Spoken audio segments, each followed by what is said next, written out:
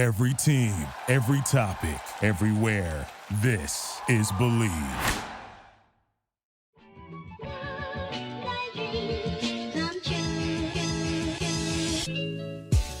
Welcome into another edition of the JMU Sports News Podcast. I am Bennett Conlin, joined by Jack Fitzpatrick after a semi-long hiatus. Yeah, it felt longer than it did, and then I kept checking the Apple Podcast app, where like I use Spotify for my podcast, so on Apple I'm really only subscribed to us because you got to bolster the numbers somehow. And it kept saying, I think Marlon Eichenberry receives an extension was our last podcast, which was like a month ago. Yeah, so JMU has officially joined the Sun Belt since then. They're in. ESPN Plus is coming our way. Thank God. Bye-bye Flow Sports. Very exciting there, but we took a little break because there was not a ton going on over the summer. We'll sort of roll into some stuff here. There might be one little break still in July, but I think August will be pretty. Maybe we'll just go weekly from here on. I think maybe, yeah, probably, because I feel like football news will start like piling in. I think there's just stuff we can talk about when it comes to football. But it's important to say that our partners at Bet Online continue to be the number one source for all your betting needs and sports information.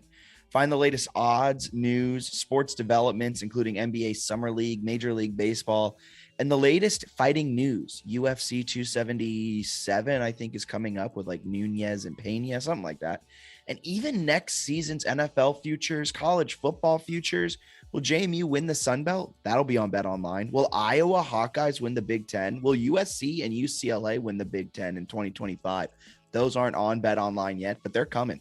Head to the website, use your mobile device to sign up today to receive your 50% welcome bonus on your first deposit. That's a 50% welcome bonus on your first deposit of any size. Just use our promo code BELIEVE. That's promo code BLEAV, BELIEVE, to get the bonus and get in on the action. Bet Online. Bennett, that's where the game starts. Hell yeah. But yeah, every week I think it's coming up, and I think we kind of had to, or at least I had to drum up a little fake storylines to get us into this one. I just miss talking to you, dude. Yeah, it's been a long time since we've seen each other in person since the last time we recorded. We have, but we have not recorded during that time. So yeah, you got some stuff going on Twitter, which we'll talk about later. We got some JMU football talk, and then next week I think we'll have a decent portion set aside for TBT, the basketball tournament. We'll have someone on, or multiple people, some guests, to talk about the founding fathers coming back for another run. I think that tournament actually starts like this upcoming weekend, but the West Virginia Regional is one of the later ones, and they don't start until the 24th of July. So we've got some time before JMU's team plays. And I don't think people care about like the broad tournament. I know I don't. Coverage. I will watch the founding fathers until they lose or win it all. Yeah. So I think that's where most JMU fans fall if they're paying attention to it. So we will talk about that next week. Yes. I'm really excited to get my founding fathers hat and founding fathers shirt. It's a little dribbling Jimmy. It's a dribbling Jimmy Madison. So I don't know where you can buy it. I stumbled upon the Google form to purchase, probably on their website or something like that, or somewhere, but we'll have to dig that up. Yeah, because that's worth that was worth the money. But I think all that aside, do you want to jump into football first, or we did get a question from Twitter too? So we did get a question. I think it's a basketball question. It is. So we'll hit football first. We'll get a quick basketball update, and then we'll do our final little discussion. Football wise, not a ton, right? Because they haven't started camp. Will start in August. But running back AJ Davis, I believe, a Pitt transfer, has transferred. He's back in the portal. So he didn't play a game for JMU, but I know he was someone people had kind of mentioned as a legitimate potential contributor in the backfield. I wonder how much of that was sort of the same as, the receiver position with White, the Boston College transfer, where people were like, oh, he'll probably fit in. And then it turned out like with people close to the program saying he probably wasn't going to get any playing time. I think it might have been a similar situation here, but I think it kind of speaks to the depth a little bit of JMU's roster.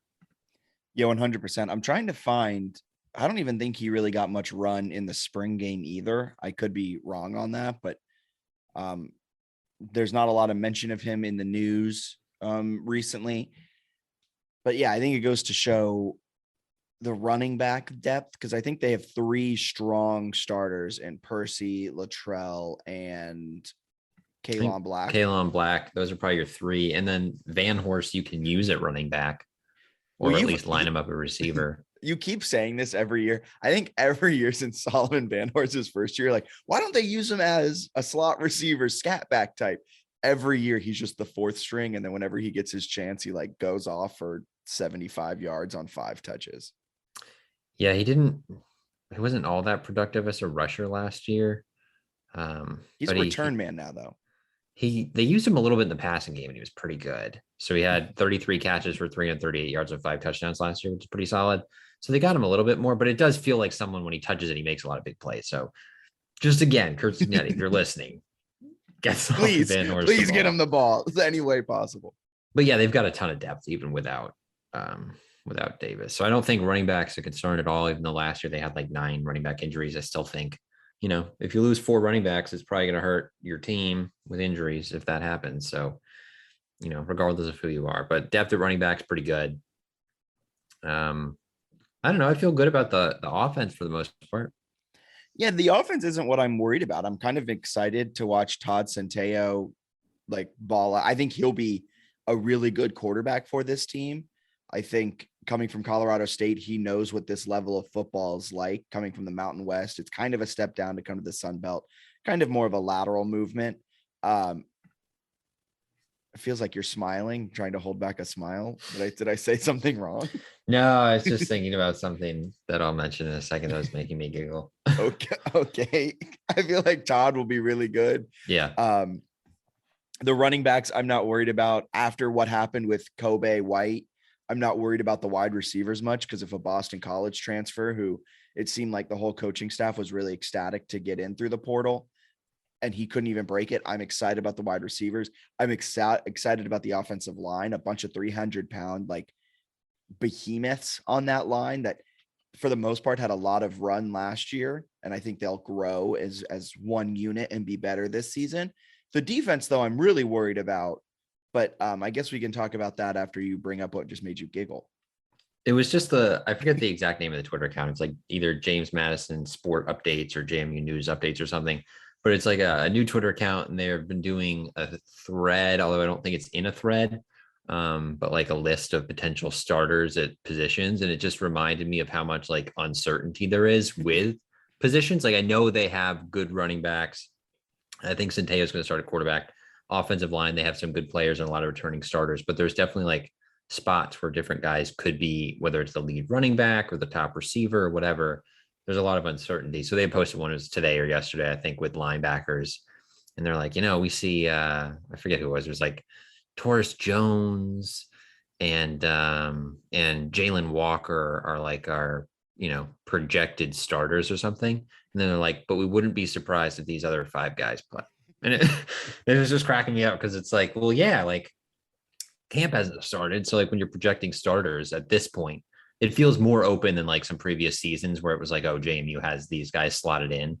I don't think that's quite the same this year. I think like even quarterback, there's still some uncertainty. I don't really think there is that much because I think it'll be Centeio, but like running back, Percy's probably the guy, but he's also been banged up at times. Like I wouldn't be surprised if they're at week 2 or week 3. And if Kalon Black's the hot hand or Palmer is having a great stretch, like they could become sort of more of the feature back or the top guy. And like receiver, I think there's a lot of questions. Obviously, Chris Thornton's the one like known commodity, but I think everything else is kind of up in the air a little at a lot of positions. So I think that's kind of interesting. I think it's going to be one of the more interesting fall camps in a while, especially given the increased, maybe not importance of games because it's their first year in the Sun Belt, but I guess the increased stage that they're playing on, where I feel like every game the next few years can be a little more magnified in the regular season. I'm really excited to see the amount of oars on the depth chart. Yeah. Like on the 2 deep.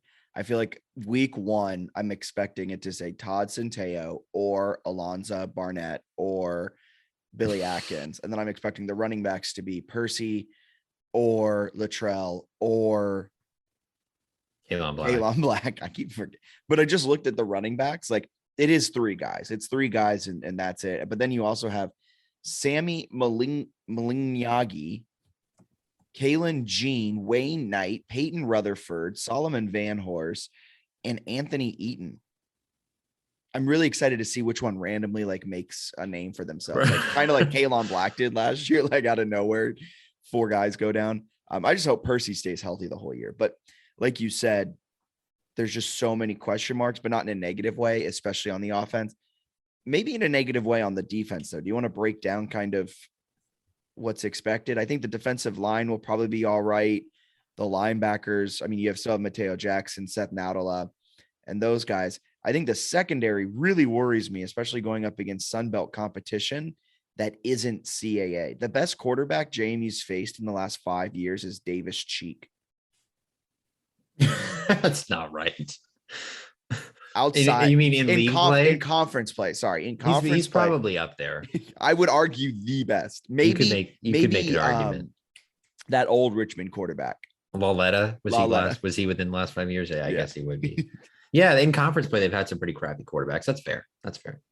Sorry, excuse me. Jeff Undercuffler. They never got to play the Undercuffler. But he would have been the guy.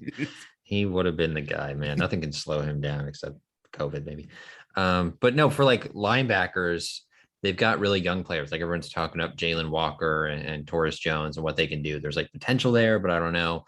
Defensive line's defining us when people are like, here's who I think is going to start on the defensive line.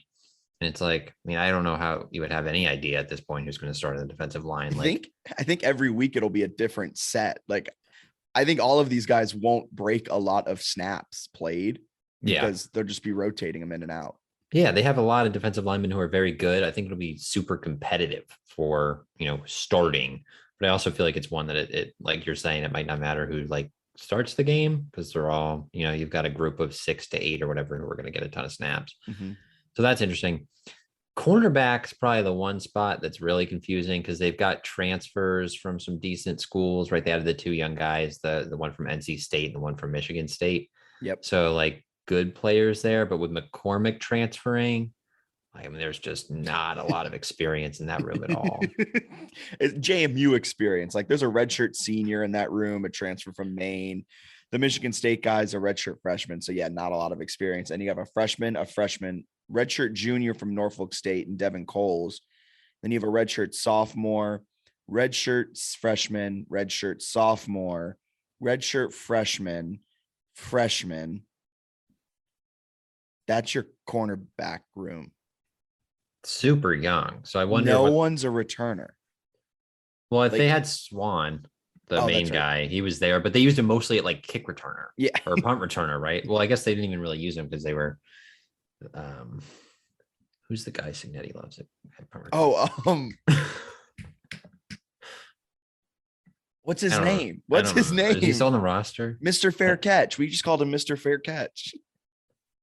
I don't think he's on the Sam Kidd. No, Sam Kidd's a really good special teamer, and I think he could actually get reps at safety. I'll look it up, but yeah, I'll find it for you. I'm scrolling through the roster now. Well, I don't think he's on this year's. You look at last year's. Yeah, I'm looking at last year's. Who was it? You keep talking your point. I'll find it for you. God, yeah, it's driving me crazy now. But I think like at safety, they've got some stuff. I would just say the corners are probably the biggest question at this point. But I'm excited for camp because I do think there are a lot of positions that are up in the air in terms of who's going to play, which makes for some exciting competition. And the season kind of makes for an exciting year because if they can get by Middle Tennessee, then you've got Norfolk State in a bye week. So you could go toward the end of September with some exciting hope. Jack Swarba. Yes, that's what it was. Yes. So I don't know what they'll do at like the return spots. Van Horst will probably have a role in on kick return. But then what are you doing with kicker, right? You lose Ethan Ratke.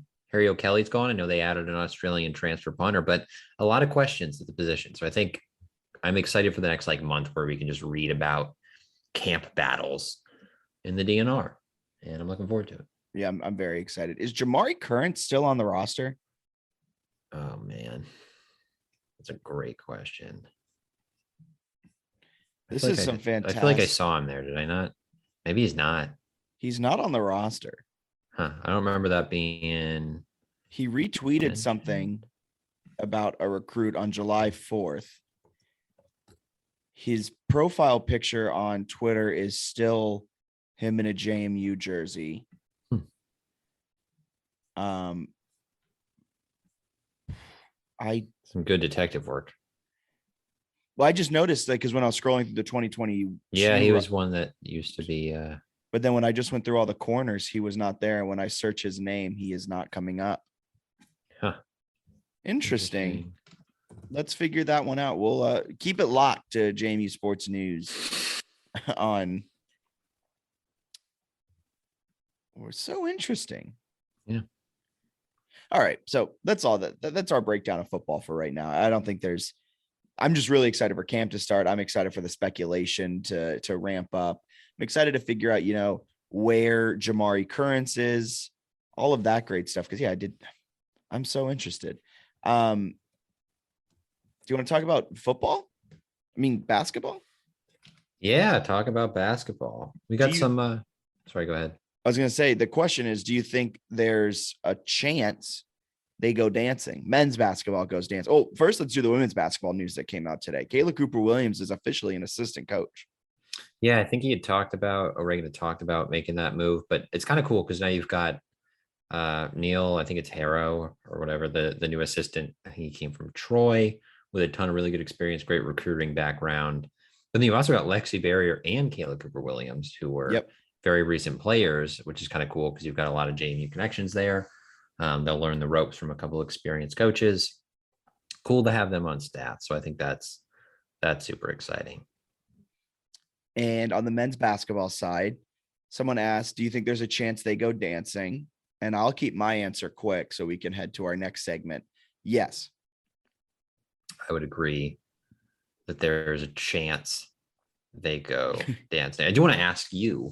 Okay. I was reading some reports, the DNR, the Breeze, some others. There's a lot of talk about how they're going to play super fast.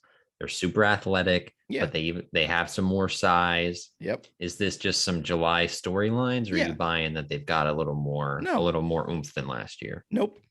You're not buying it. I'm not buying it at all. I'm not buying into it. Get it? I'm not buying into it. That's pretty good. Thank you. I mean, clearly, if you look at the roster, there's 100% more size on this roster than there was last year.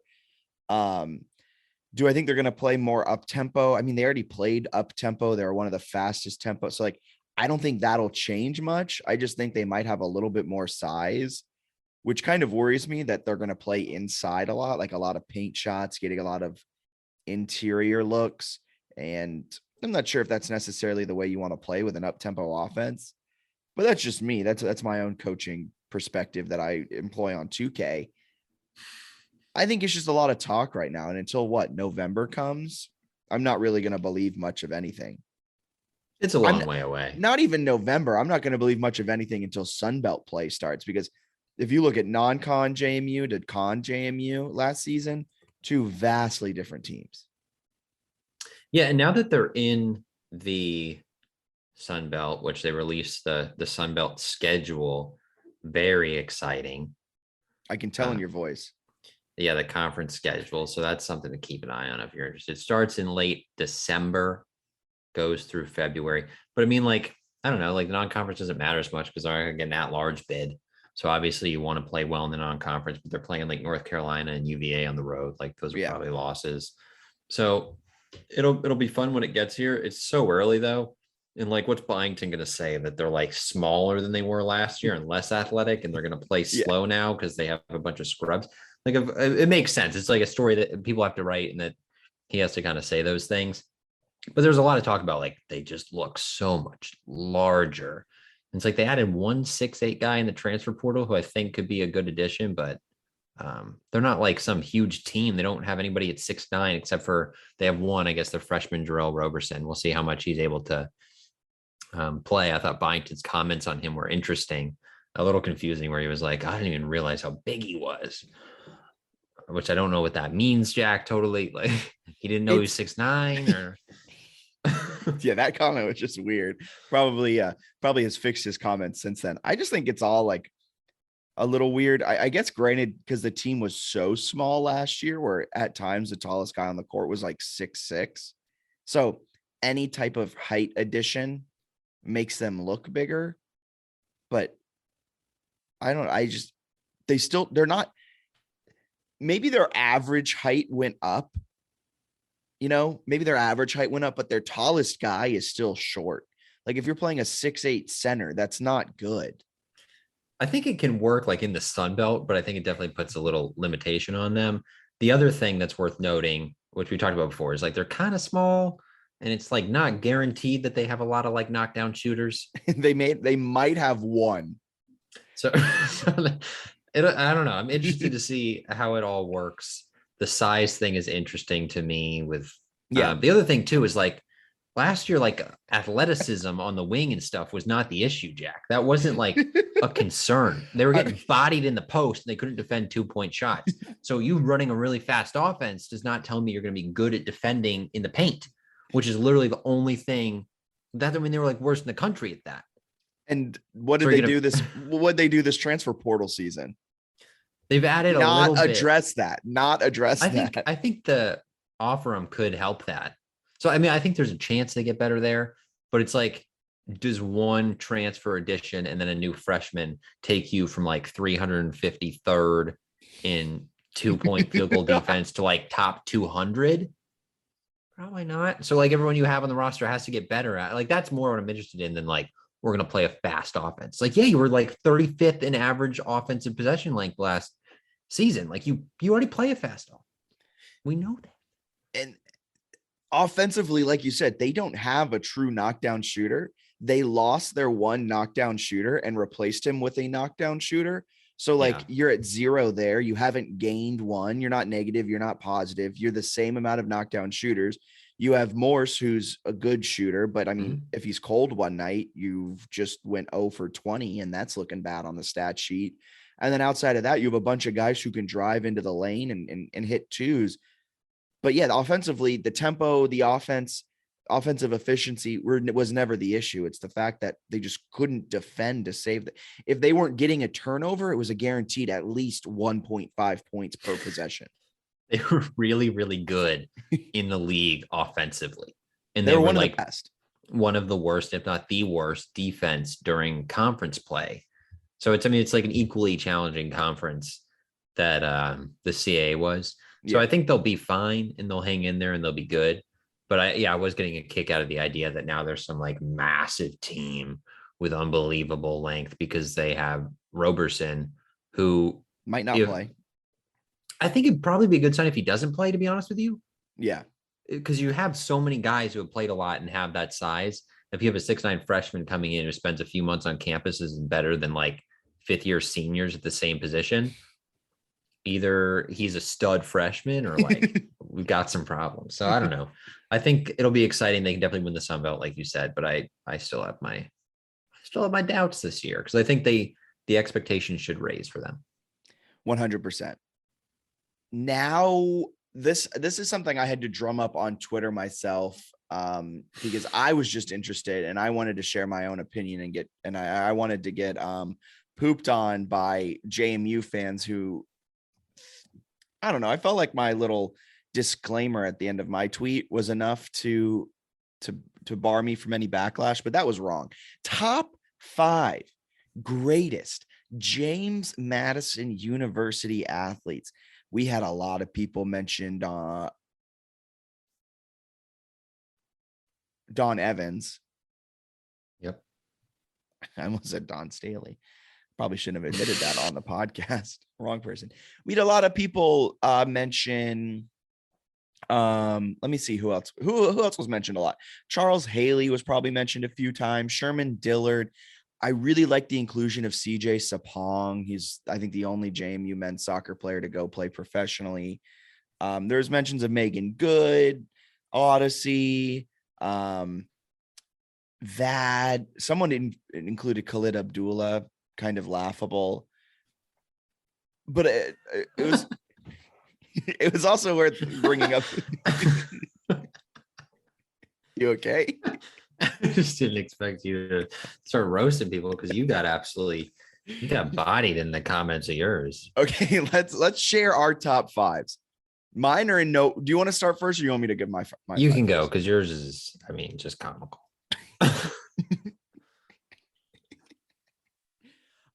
So this is in no particular order. This is just how they came to mind. I like the little over the ear AirPod Gotta action. do over the year.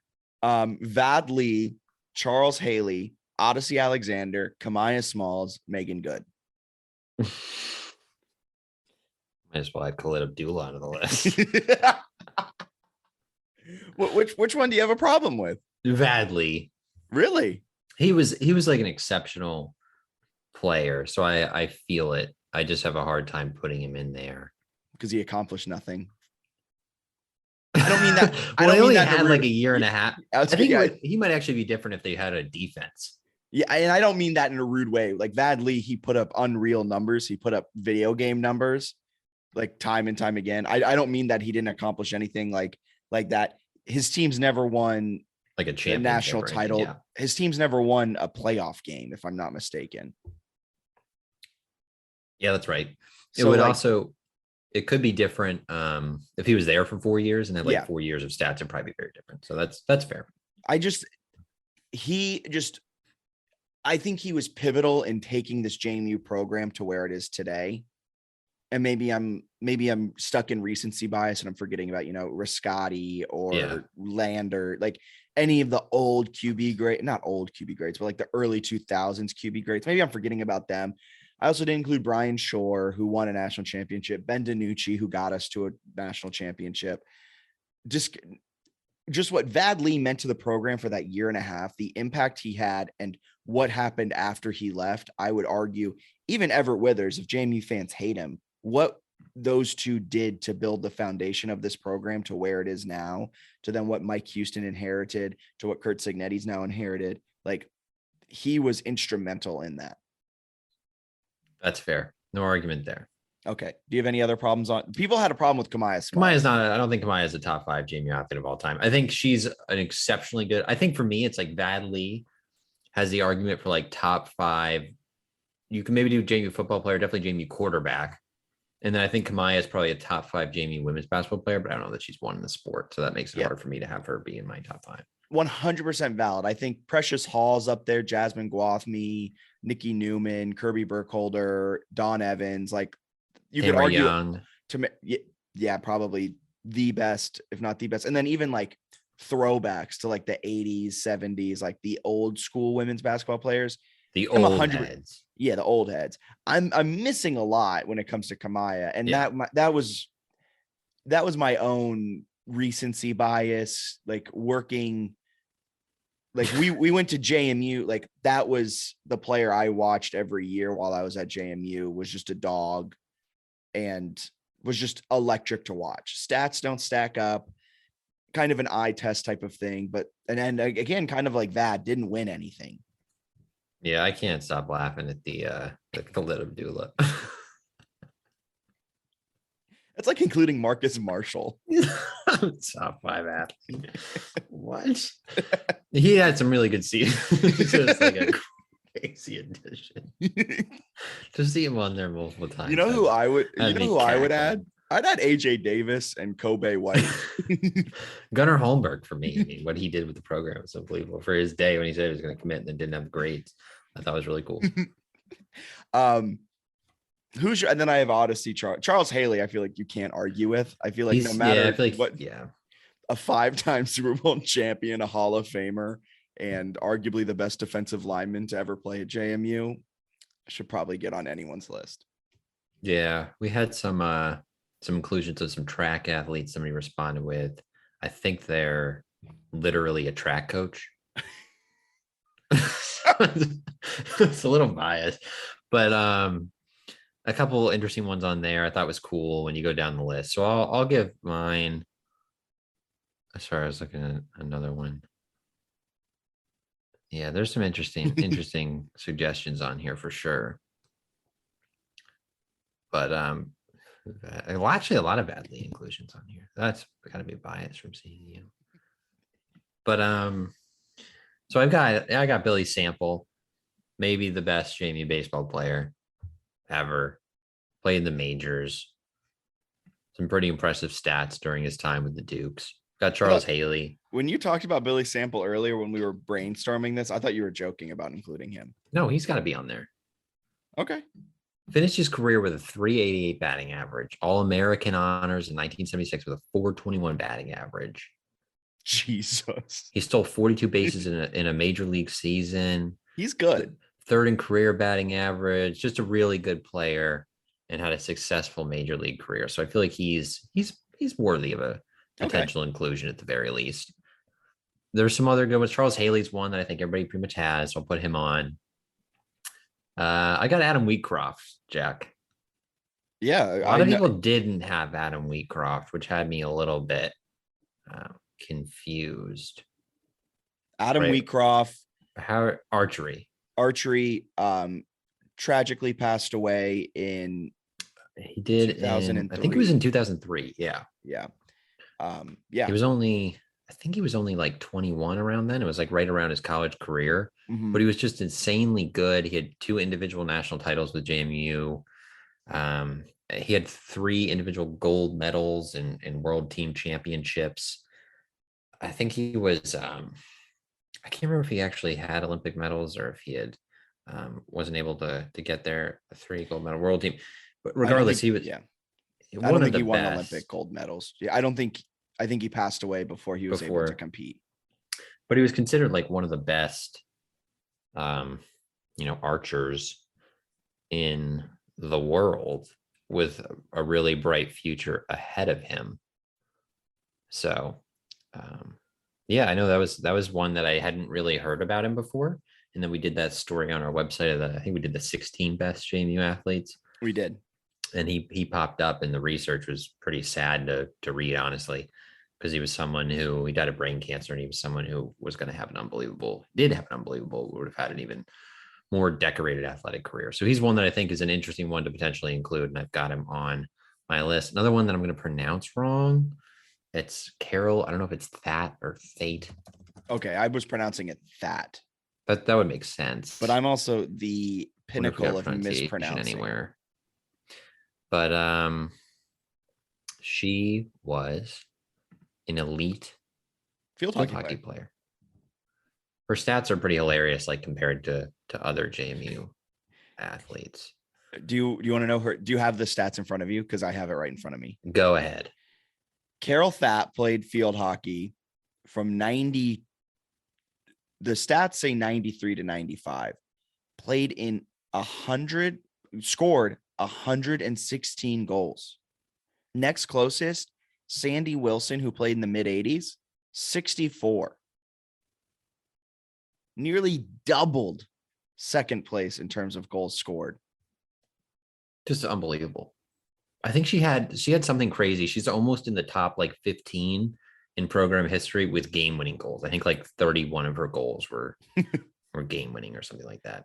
That's insane. She was part of the 94 national championship squad. She was part of the 95 semifinal squad. Part of beginning of Christy Morgan's coach career at JMU. Carol That is a fantastic addition, and a few people included her in the replies. So she's a good one. But then the other 2 that I have, so I had Wheatcroft, and then I did Dawn Evans. Yeah, I know. Really impressive stats. I said that so dismissively. On the women's basketball side. And then I've got Megan Good over Odyssey Alexander, which I think is an interesting conversation. Yeah, let's have that conversation. I think I included both of them. Okay. But I think if I had to exclude one, it would be Odyssey. So I'm in agreement with you. Do you want to explain your reasoning behind why Megan got the nod over Odyssey? Yeah, Megan was like an elite level, like one of probably the top 50 or so players in the country, like from her freshman year, I felt all the way through. So I thought her longevity, her consistency to me makes her better. I think like more consistently, she was probably the better hitter. Yeah. You can make a case. I think, well, it's not even really a hard one to make, that she was a better pitcher. I think where it kind of gets lost is that the teams came a little short. So she was on some good teams, but was kind of carrying them to a certain extent. And they, were really successful, almost made the Women's College World Series, came like a swing away her freshman year. And then they had some other postseason appearances, or a pretty good team, had some really tough seeding draws where they kind of got screwed a little bit. But like, if they make the College World Series, I think she might be, sort of going on the national stage before Odyssey and getting all that recognition. Odyssey's like Women's College World Series and just entire postseason when they made the run to Oklahoma City was probably the best postseason or stretch of games of like any JMU athlete ever. Yeah. So I think that's why people stick her in, because she did that on ESPN and was just like nationally known. But if you look at the entire career, I think Megan Good kind of, blows her out of the water in certain statistical categories. Some of that is just due to like longevity and playing in more games and staying a little bit healthier. But I think the stats are there too. Yeah, I think statistically, Megan Good is the better pitcher, is the better batter, is the better overall player. I don't think Odyssey was ever a top 3 best player in the nation. I believe Megan Good finished as a finalist for that award. But yeah, Odyssey had the best run of games, string of elite performances that no JMU athlete has ever done, and I don't think we'll ever do again.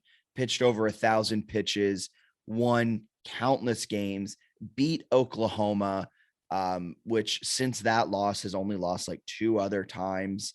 So Odyssey's run is the greatest in JMU history. Is she overall the best player? And this is when it gets really tough and you get into like the minutia of it all when you're breaking down like the top 5 greatest players. Do you mean top 5 greatest entire careers? Do you mean top 5 greatest impacts on the program? And I think every single one we kind of broke down, it was a little bit of a back and forth of like Vadal Lee's impact, Charles Haley's career after JMU. I think with Odyssey, it comes down to a fantastic string of games that put JMU on the map, her impact on the program. But if we're talking about full careers, it's Megan Good. Yeah. Her stats are pretty unbelievable. She pitched 843 innings and had an ERA of 1.03. That's utterly insane, utterly otherworldly. So consistent her entire career, and then had a bunch of really good hitting stats where it's like her and Kate Gordon near the top of some stats. To have like not quite the hitting career that Kate Gordon had, but similar hitting ability with being like one of the best pitchers in the nation is insane.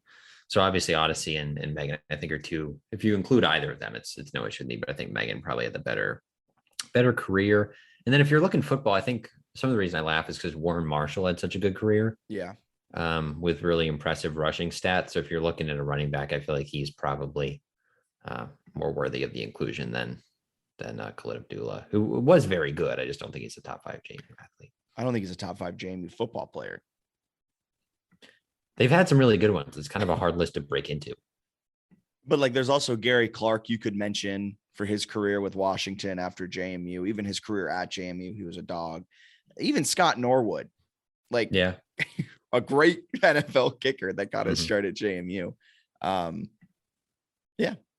Any other honorable mentions from other sports, from football, anything like that? We didn't even mention a JMU men's basketball player. That's an interesting one. I think you got to go back farther to grab some of those. I'm trying to think of who they always. Steve Hood's one that always gets mentioned. So that's a really good basketball player. So yeah, it's a good one, but it's certainly fun to debate it. There's a lot of picks. Top 5 is obviously not a very long list. Nope. So it's I don't know. I think it's a fun discussion, especially in the off season. I know we've had it somewhat before, but it was a good one to dust off. Yeah. I also want to just say again, I love the addition of CJ Sapong. He was included in our 16 best athletes, but kind of like a lot of other lesser known sports, it feels like the Soccers don't get a lot of love. Yeah. I was a little sad not to see Kristen Gaudian or I think she might have gotten a mention or two. Okay. Or at least she did. We included her on our 16 and there were some good comments for her then. I don't think I saw any lacrosse players mentioned from in that thread, but yeah. Dan Runland was one people keep who mentioning. I don't know who the hell Dan Ruland is. Neither do I. Or Dan Ruland. I play college basketball at JMU. Huh. Sure. I'll believe it. But yep. Interesting. Anything else you got to add? Not too much. Looking forward to the next few weeks. We'll do TBT talk. Yep. Next week. And hopefully with a few players. Yeah. And if anyone has suggestions for stuff they'd like us to cover or write about, was looking for some suggestions on Twitter. I think we'll do some football stuff for sure. We'll probably also have I would think whether we do it joint or whatever, a week by week schedule prediction at some point in August, probably for football. Yep. Could even do that for other sports. I think one that I will do that I think could be interesting is looking sport by sport in the fall and giving them on a 1 to 10 scale, sort of their chances of contending for a Sun Belt title in year one. I think could be an interesting one. So may look into that. I think there'll be I think we'll have like a football mega preview coming at some point in August too. Bring on maybe Chase, maybe a few beat reporters from the DI, somewhere along the lines. I think we'll have like a 2-hour mega football preview, which will be a lot of fun. Last year, I was looking back at our podcast. We did 2 1-hour ones, and there was like a week apart. Maybe this year we just make it one huge one. One mega one sounds pretty cool with a bunch of guests. I would be down for that. Awesome. So yeah, as we get back into the swing of learning how to podcast after about a month hiatus, we're getting back into the swing of things, coming at you hopefully every week with football news, basketball, probably not basketball news, mostly football news, and maybe random storylines that we see that ESPN starts sliding us some more, and we'll have to take up arms against them. For Bennett Conlon, my name is Jack Fitzpatrick. Have a wonderful rest of your day. See ya.